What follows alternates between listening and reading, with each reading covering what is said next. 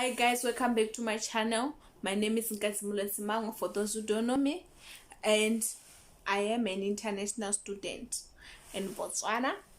So today I'll be telling you how I moved from my home country to Botswana.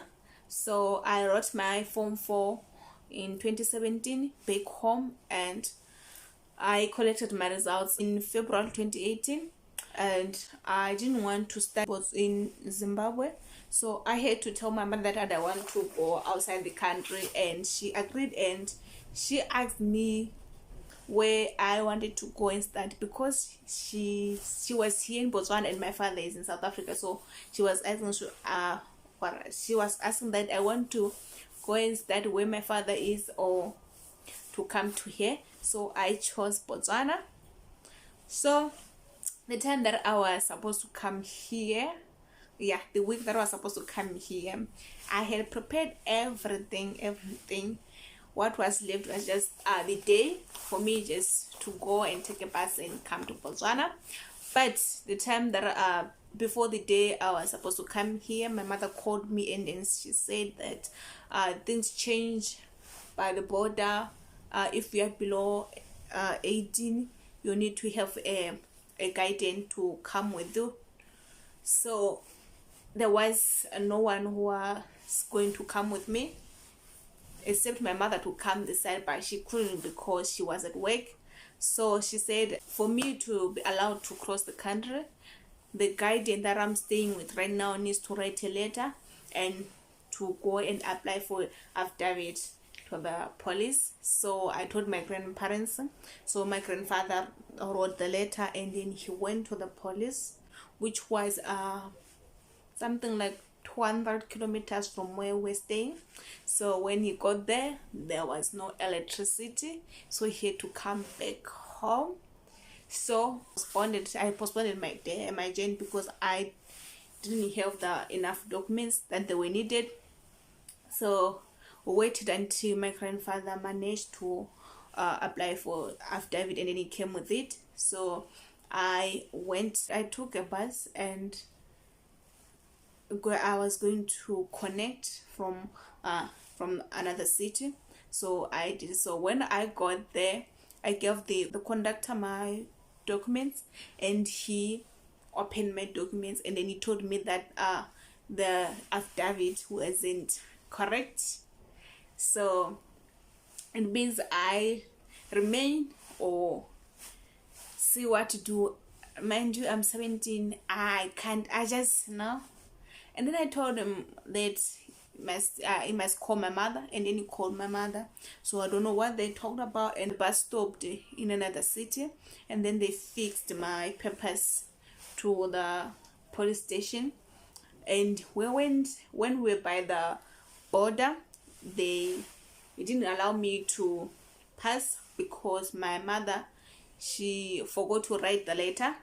I was supposed to have the letter from my mother, and the letter from my grandparents, and the letter from the police. So the letter that I was not having was the one from my mother. So they were refusing for me to cross the border. So I had to wait, and then they started asking me questions. The person, who are you going to? Call my mother to confirm that is it the right person I was talking to, and then they allowed me to cross the border. So when I arrived in Botswana, as I had said that I wanted to come and study, so then the following week I went out to search for the university, and the university that I had picked it first. By the time that I went there, they said they want somebody with 6 subjects, of which I was having 4 subjects. So I got rejected from that university. So I went to another one, and another one they wanted too many things. So I got rejected again, and I went to the third one. I got rejected again. So my mother decided to send me back to school here to do Form 4 again, because I was having 4 subjects, and here they were taking somebody with 6 subjects. So I had to go back to school. So For me to find a school, ooh,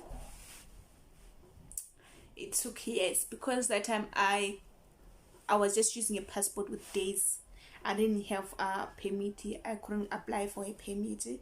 So I waited, and they kept on rejecting me, and we decided to apply for a permit. And that time we found an agent who was saying that can find a consultant for us to fix to fix a permit for me. So he said everything, like he charges for everything, his service and the permit, and then he charged something like 6,000. And my mother gave her that 6,000, and she disappeared with the 6,000. So we had to start again in looking for the consultant, and we couldn't trust anyone, because once we're being scammed. And likely I found the school, and I went to the school, and that school, they were offering permits for international students. So I had a student permit, so I schooled there. After I wrote my exams, I took my results. I took my results of Botswana and then the results from Zimbabwe. So I thought that I can use both of them. By the time that I went to apply again, and then they said no, you only want the certificate for one country. So if you want to use the certificate for Botswana, it means you need to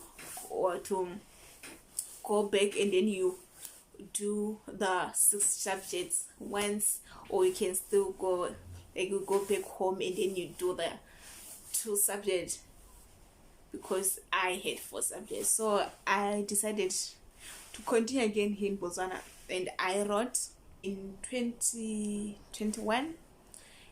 I went again to apply for university. I applied in 7 university, and I got rejected again. So I gave up, and I started working. Sister was like, why are you not trying again? Why are you not like that? I was just like, Ma, I'm tired, because I've been rejected like more than 10 times being rejected. So and then there's this time, and my mother, she came with a lady to the house, and then that lady was schooling the same university I'm attending right now. So that lady, she asked me where I was schooling, and then I told her that I'm not schooling, and then she asked me why. I told her why I was in schooling, and she told me that there's another school that might accept me. I must go and try. So the following morning, and I went to that school, and then I asked certain things that I wanted to know. I decided to apply. I applied, and then they said they'll call me. After 2 weeks, they called me, and then they told me that I got accepted. So they said I must come for the student meeting. So in that meeting, they were just telling things. They were just telling us the things that they expect from us, and asking us questions what we expect from them. And from there, I got admitted, and I applied for a student permit. I got my student permit. That's it, guys, for today's video. And I wanna encourage anyone who's going through the same thing I went through. I just wanna tell you that God is watching over you, sis, and everything, it will happen on God's time. Delay is not a denial.